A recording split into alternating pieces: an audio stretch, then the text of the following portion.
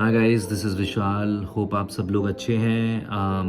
Thank you for your patience. मैं कुछ दिनों से वीडियोस नहीं बना पाया था, लेकिन आज मैं वापस आया हूँ डे 15 का वीडियो लेके, और आपके पास जल्दी ही डे 15 से डे 21 तक के सारे वीडियोस होंगे मेरे चैनल पे। तो अगर आपने चैनल को सब्सक्राइब नहीं किया है तो प्लीज़ सब्सक्राइब करें और बेल नोटिफिकेशन को दबाएं ताकि आप कोई भी मेरा वीडियो आगे मिस ना करें। ये डे 15 का वीडियो है जो मैं एक कोर्स कर रहा हूँ अल्टीमेट हेल्थ चैलेंज सात्विक मूवमेंट के साथ, और उसकी सारी समरी हर दिन जो मैं सीखता हूँ वो आप लोगों के साथ इन वीडियोस के जरिए लेके आता हूँ। तो चलिए स्टार्ट करते हैं।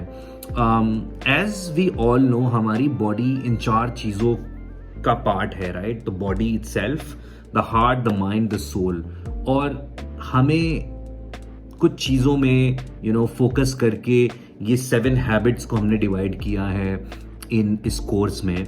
अभी तक हम 4 हैबिट्स कंप्लीट कर चुके हैं। इनमें से है keeping your body clean with in, अपने बॉडी को अंदर से कैसे क्लीन रखें। दूसरा था eating living food, wholesome food and plant based food, कि हम प्लांट बेस्ड खाना खाएं, हम होलसम खाना खाएं, और लिविंग फूड, जो लिविंग मटेरियल हैं, जो सब्जियां हैं, जो लिविंग चीज़ें हैं, उनको खाएं, ना कि जो मर गई हैं, जो डेड चीज़ें हैं उनको खाएं। थर्ड हमारी हैबिट थी, वो थी स्लीपिंग लाइक अ बेबी। सोने के ऊपर थी कि डीप स्लीप कितनी इंपॉर्टेंट क्यों है, और उसका एस्पेक्ट क्या है हमारी बॉडी पे, और वो कैसे एफेक्ट करते हैं, उसको कैसे अच्छा करें, कैसे इम्प्रूव करें। फोर्थ हैबिट थी हमारी सेलिब्रेटिंग मूवमेंट, की आपकी बॉडी में मूवमेंट कितने कम है, कितना इम्पॉर्टेंट है, उसे कैसे इम्प्रूव करें। एक गाइडेड एस्पेक्ट बताया उस वीडियो में और उस टॉपिक के अंदर भी। तो अभी तक के 4 हैबिट्स हम कवर कर चुके हैं, और आज एक जो बहुत ही इंपॉर्टेंट टॉपिक जो हम स्टार्ट करने जा रहे हैं उसका नाम है नरिशिंग रिलेशनशिप्स। अपने रिलेशनशिप्स को कैसे नरिश करें। जैसे आप पेड़ पौधों को पानी देते हैं, उन्हें खाद देते हैं, उनका सब कुछ ऐसी चीज़ें देते हैं वो बड़े हों, फलते फूलते हैं, नरिश होते हैं, वैसे अपने रिलेशनशिप्स को कैसे नरिश करें उसके बारे में हम आज बात करेंगे। तो चलिए, आज का रोड मैप रहेगा how are relationships connected to our health. हमारे रिलेशनशिप्स हमारी हेल्थ से कैसे कनेक्टेड है। फिर हम उसके बारे दूसरी चीज़ के बारे में बात करेंगे, वर्स्ट काइंड ऑफ रिलेशनशिप, जो हमारी हेल्थ के लिए सबसे खराब रिलेशनशिप्स कौन से होते हैं, और हम एक रिफ्लेक्टिव एक्टिविटी करेंगे, और उन रिलेशनशिप्स को ठीक कैसे करें उसके बारे में भी बात करेंगे। तो चलिए आज स्टार्ट करते हैं। तो हमारी जो मॉडरेटर थी इस कोर्स में, तो उन्होंने एक बड़ी अच्छी स्टोरी बताई आज, जो मैं आप लोगों से शेयर करना चाहूँगा to start with this topic. उन्होंने बताया कि एक नेचुरल हेल्थ हीलिंग इंस्टीट्यूट है यूएस में, हिपोक्रेट्स करके, और वो जब वहाँ पे गई तो उन्होंने बड़ी इंटरेस्टिंग चीज़ देखी। तो ये जो इंस्टीट्यूट है, मोस्टली इसको समझने के लिए कि जैसे कोई अगर किसी को क्रॉनिक बीमारी है, जैसे फॉर एग्जांपल कैंसर है, और या कोई और हेल्थ इश्यूज़ हैं, तो बहुत सारे लोग वहाँ पे इंस्टीट्यूट में जाते हैं, और ये इंस्टीट्यूट उन लोगों को उनके ये क्रॉनिक डिजीज़ेस को ठीक करने में और उनसे निकलने में मदद करता है। और कैसे मदद करता है कि उनका पूरा प्रोग्राम है जो फोकस करता है आपके इमोशनल हेल्थ को, आपके ईटिंग हैबिट्स को, आपके डे टू डे लाइफस्टाइल को। और उस प्रोग्राम को अगर आप फोकस करके और अच्छे से करते हैं, तो ऐसा देखने में आया है कि बहुत लोग ने अपना कैंसर या कोई क्रॉनिक डिजीजेस को ठीक किया है पास्ट में। तो जब ये मॉडरेटर वहाँ पे गई और उन्होंने एक लेडी का एग्जाम्पल देखा, तो वो एग्जाम्पल इस कहानी के ज़रिए शेयर किया है, तो मैं आपसे शेयर करना चाह रहा हूँ। उन्होंने देखा कि एक लेडी थी, उसका नाम था एमी, और वो अपने लास्ट स्टेज कैंसर की थी। सो उसने वो प्रोग्राम ज्वाइन किया वहाँ पे, और सारी थेरेपीज बाकायदा जैसे करनी चाहिए वैसे करी, विच इज़ कंप्लीटली उसने अपना खाना बदल दिया, उन्होंने अपने ईटिंग हैबिट्स बदल दिए, plant based living, wholesome food खाए, डिटॉक्स किया अपनी बॉडी को, एनीमा थेरेपीज ली जो वहाँ रेकमेंडेड होती हैं, एंड बट उसने ये देखा कि उनका जो कैंसर है वो इम्प्रूव नहीं हो रहा, उनमें कुछ उनकी बॉडी में या उनके सिम्टम्स में कोई इम्प्रूवमेंट नहीं आ रहा। तो टुवर्ड्स द एंड वो अपनी एक होप जो होती है कि मैं ठीक हो जाऊंगी या मैं फिर से रिगेन कर पाऊंगी अपनी लाइफ, वो होप खो दी उन्होंने। लेकिन एक मिरेकल सा हुआ, एंड मिरेकल सा ये हुआ कि एवरी थर्सडे को वहाँ पे एक सत्संग टाइप का होता था, जहाँ पे 20 से 25 लोग एक ग्रुप में आके बैठते थे और एक साइकोथेरेपिस्ट उस 20-25 लोगों का सेशन जो है कंडक्ट करता था।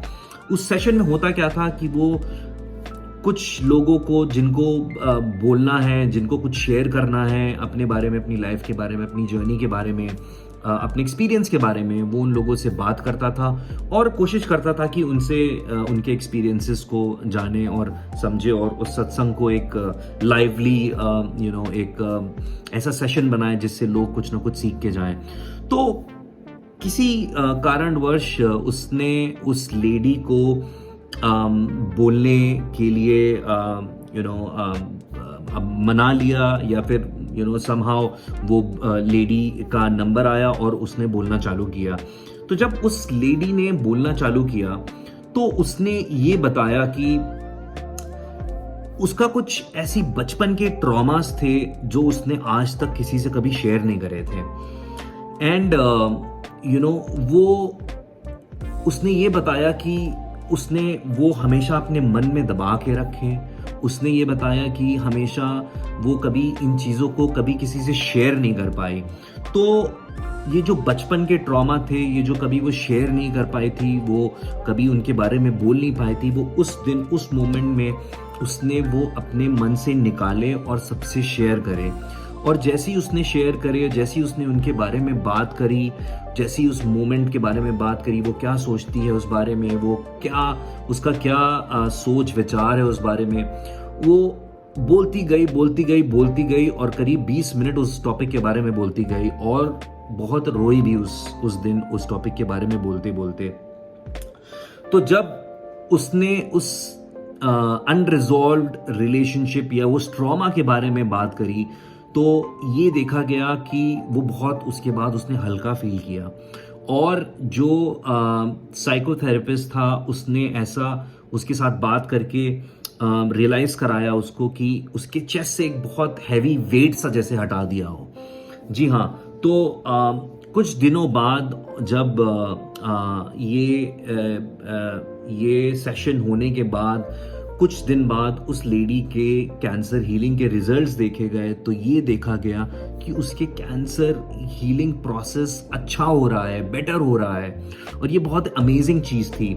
तो ये एमी ने जो ये एमी की स्टोरी है, इससे हमें एक्चुअली ये सीखने को मिला और वहाँ पे भी ये बताया गया कि अगर आपके हार्ट में, अगर आपके दिल में, अगर आपके मन में कोई अनरिजॉल्व्ड रिलेशनशिप्स हैं, कोई ऐसा ट्रॉमा है, कोई ऐसी बात है जिसको आपने अपने दिल में दबा के रखा हुआ है, अपने मन में दबा के रखा हुआ है, किसी तरह का गिल्ट है, किसी तरह का गुस्सा है, किसी तरह का फियर है, तो वो बहुत बहुत आपके बॉडी को और आपकी हेल्थ को इफेक्ट करता है। ये मैं एक स्टडी से बैकअप करूंगा। You can see it on the screen. Harvard university scientist ने एक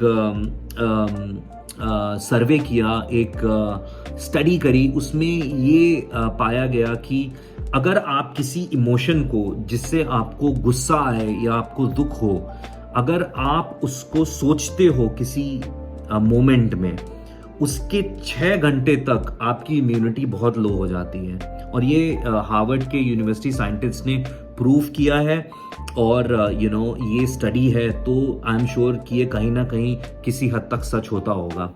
तो चलिए रोड मैप में आगे घुसते हैं और सेकंड स्टेज के बारे में बात करते हैं कि वर्स्ट काइंड ऑफ रिलेशनशिप्स हमारी हेल्थ के लिए क्या होते हैं। तो गाइस, जैसा मैंने पहले बताया आपको, जो अनरिजॉल्व्ड रिलेशनशिप होते हैं, जो एक कहीं ना कहीं एक बिटर नोट पे ख़त्म हुए होते हैं, जैसे कि आपकी किसी दोस्त से लड़ाई हो गई और उससे फिर बात नहीं हुई, जैसे किसी की फॉर एग्जांपल किसी का रिलेशनशिप गर्लफ्रेंड बॉयफ्रेंड का या पति पत्नी का टूट गया, या फिर भाई बहन से कोई एक दूसरे से गुस्सा है, सालों से बात नहीं हुई, या फिर भाई भाई से, या किसी भी रिश्ते में किसी से भी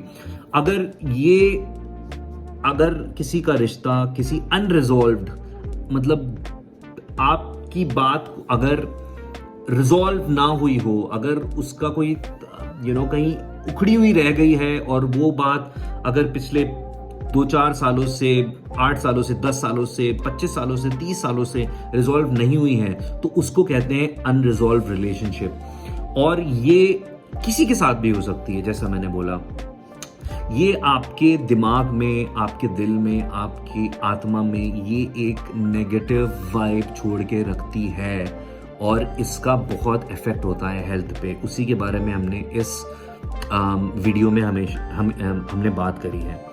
तो इस इमोशन, अनएक्सप्रेस्ड इमोशन और अनरिजॉल्व रिलेशन से बनता है big not in the relationship. एक गांठ सी बन जाती है एक रिलेशनशिप में, चाहे वो जैसा हो। और जितनी ज़्यादा गांठें होती हैं, क्योंकि एक से ज़्यादा भी हो सकते हैं, उतनी ज़्यादा हेल्थ और आपकी हैप्पीनेस में प्रॉब्लम्स आती हैं। तो एक एग्जाम्पल लेके इसको जल्दी से समझते हैं, राइट। तो सोचिए आपका घर है और आपके घर के ऊपर एक छोटा सा कमरा है, ठीक है, और उस कमरे में एक एयरकॉन लगा हुआ है, एक एसी लगा हुआ है जो हमेशा चलता रहता है लेकिन कभी यूज नहीं होता। तो जैसे आप अपने घर का बिल देते हो तो उसमें उस एसी के चलने का भी बिल आता है, करेक्ट। और उस एसी के चलने के बिल आने में ये आप देखोगे कि आप यूज तो नहीं कर रहे हो, लेकिन आप कहीं ना कहीं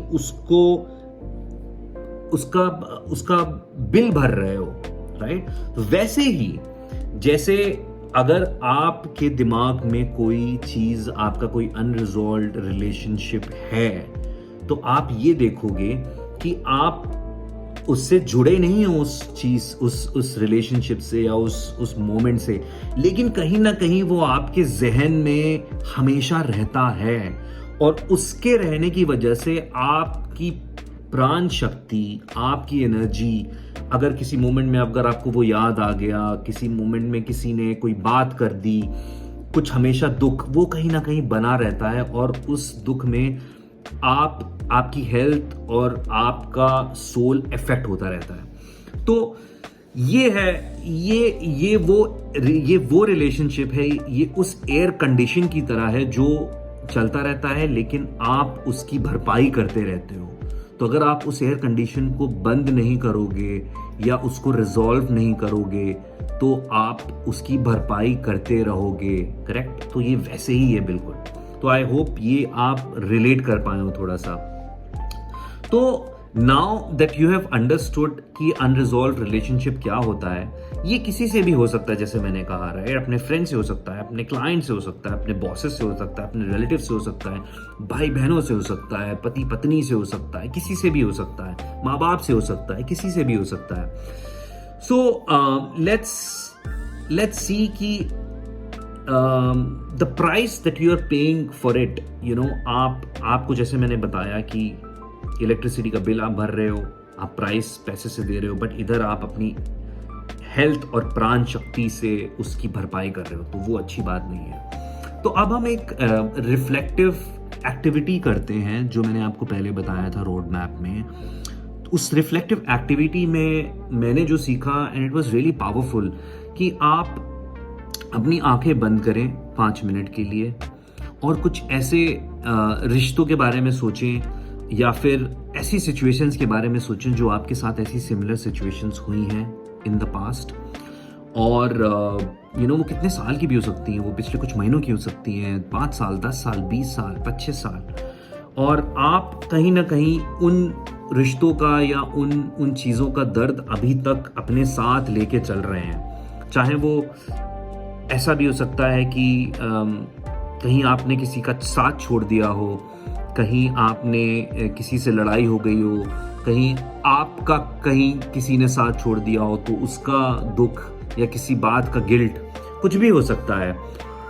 तो आप कोशिश करें कि अगर आप इस बारे में अगर आप अभी सोच रहे हैं तो उन कुछ लोगों के अपने नाम लिखें, और नाम लिखते लिखते उस चीज़ों को आइडेंटिफाई करें कि ये लोग कौन थे और क्या अनरिजॉल्व्ड रह गया है आपके जहन में, और ये कोशिश करें कि उनसे टच बेस करने का कोशिश करें। मैंने आज इस प्रोग्राम में यही सीखा कि अगर कोई अनरिजॉल्व्ड रिलेशनशिप है तो उनको किसी ना किसी तरीके से हम कोशिश करें कि उनसे संपर्क करें। संपर्क करने के 2 तरीके हो सकते हैं, या आप उनको कोई लेटर लिख सकते हैं, कोई ईमेल लिख सकते हैं, कोई मैसेज कर सकते हैं, कोई फेसबुक पे मैसेज कर सकते हैं, व्हाट्सएप पे मैसेज कर सकते हैं, फ़ोन पे बात कर सकते हैं अगर आप चाहें तो। लेकिन एक चीज़ हमें याद रखनी है कि यहाँ 2 चीज़ें करनी है। एक आपको जो नहीं करनी है मैं उसके बारे में बात करूंगा, और एक जो करनी है मैं उसके बारे में बात करूंगा। अगर आप ऐसा सोच रहे हैं कि आपको ये अनरिजॉल्व्ड रिलेशनशिप इसको ख़त्म करना है, और ये जो इंटेंशन है उनसे संपर्क करके इसको अपने दिल से निकालने का, ये इंटेंशन ये नहीं है कि आप चीजों को ठीक कर दें। ये इंटेंशन ये है उनका, आपका ये नहीं है कि आप उनसे कोई रिस्पॉन्स चाहें या उनसे दोस्ती हो जाए या बात होने लगे। आपका इंटेंशन ये नहीं है। आपका इंटेंशन सिर्फ ये है कि आप अपने मन से, अपने दिल से वो बात को, वो गिल्ट को, वो जो कहीं ना कहीं कोई ऐसी बात आपके मन में रह गई है जिससे आप कोशिश करके ये कन्वे करना चाहते हैं कि आपसे गलती हुई या उनसे गलती हुई। लेकिन इसको भी करने का जो तरीका है मैं बताऊंगा कि आपको क्या क्या करना है, क्या नहीं करना है। तो क्या नहीं करना है कि आपको ये नहीं दिखाना है कि आप सही हैं। You don't have to portray yourself right कि नहीं मैं ठीक था, तुम गलत थे, या तुम गलत थी। आपको ऐसा बिल्कुल नहीं करना है। आपको जस्टिफाई नहीं करना है। आपको जस्टिफिकेशन नहीं मांगना है कि क्यों हुआ, क्या हुआ, कि आप मुझे बताएं कि आप मुझसे गुस्सा क्यों थे, नहीं थे। नहीं, आपको करना क्या है? आपको ये करना है कि आपको एक्नॉलेज करना है। आपको सिर्फ ये कहने की कोशिश करनी है कि हमारे बीच जो हुआ अच्छा नहीं हुआ, और आप ये एक्सप्रेस करें कि आप आज उस बात पे कैसा फील करते हैं, और आप उनसे माफी मांगे या आप उन्हें माफ कर दें। आप ये बोलें कि मुझे माफ कर दो या मैंने माफ किया। ये नहीं कहें कि आप नहीं तुम मुझे माफ करो किसी बात के लिए। और आप अपना इंटेंशन बताएं। आपका इंटेंशन है कि नहीं, मैं सिर्फ इसलिए आपसे बात करना चाह रहा था कि मेरे मन में ये मलाल था या ये एक दुख था कि कहीं ना कहीं 10 साल पहले जो हमारी छोटी सी भी कोई लड़ाई हुई है, छोटी सी बात हुई, काश वो ऐसा नहीं हुआ होता, और हमने बहुत अच्छे दिन साथ में देखे हैं या किसी भी रिश्ते में हो, और आप उसको एक अच्छे पॉजिटिव नोट से शेयर कर सकते हैं। और अगर आप ये देखें, अगर आप ये करेंगे तो आप देखेंगे कि 3 चीज़ें हो सकती हैं कि आपके मैसेज को या आपके किसी भी तरह के कम्युनिकेशन को वो कभी रिस्पॉन्स नहीं करेंगे। ये दूसरा ऑप्शन है कि वो नेगेटिवली रिस्पॉन्ड कर सकते हैं, और तीसरा ऑप्शन ये है कि पॉजिटिव रिस्पॉन्स कर सकते हैं। तो आप जैसे भी वो रिप्लाई करें, आप उसको नेगेटिवली मत लीजिए। आपने अपने दिल से वो बात निकाली, अपने दिल की वो बात रखी, अपने दिल से वो बात कही, ये इम्पॉर्टेंट है। आप अपने दिल का बोझ कम करने की कोशिश कर रहे हो, ना कि किसी से वो दोबारा रिलेशनशिप जोड़ने की कोशिश कर रहे हो। आप उस चीज़ को, उस ट्रॉमा को, उस बात को, उस घटी घटना को आप अपने दिल से निकालना चाह रहे हो। And I think this will help you a lot. अगर आपको यकीन नहीं है, आप करके देखें। मैंने भी करके देखा, मुझे बहुत अमेजिंग फील हुआ। मैं करते करते भी रोया और मेरी आंखों में आंसू आए और मुझे बहुत इमोशनल फील हुआ। बहुत लोगों का नाम आया, बहुत इंस्टेंसेस ऐसे हुए थे, दोस्तों से, घर वालों से या किसी से भी। आप प्लीज़ करके देखें और मुझे बताएं आपको कैसा लगा। So I want to end this video by saying, एक कोट है जो लॉर्ड बुद्धा ने बोला था कि holding on to anger is like grasping a hot coal with the intent of throwing it at someone else, but you are the one who's getting burned. Hindi में बताऊंगा कि अगर आप एक जलता हुआ कोयला अपने हाथ में लेके गुस्से से किसी और की तरफ फेंकना चाहते हैं, तो आपको पहले ये रियलाइज करना होगा कि एक्चुअली उस कोयले को पकड़े हुए आप खुद ही जल रहे हैं। It is an amazing quote और इसमें बहुत डेप्थ है और मुझे लगता है कि इस एक्टिविटी को अगर आप करेंगे तो आपको समझेंगे कि ये कितना आपको लाइट फील कराती है और आपको लाइफ में कितना हेल्प करती है। So thank you so much guys, thanks for watching. अगर आपको वीडियो अच्छा लगा हो तो लाइक करें, शेयर करें और सब्सक्राइब करें चैनल को। और डे 16 का वीडियो बहुत ही जल्द में डालूंगा यूट्यूब पे। Thank you so much.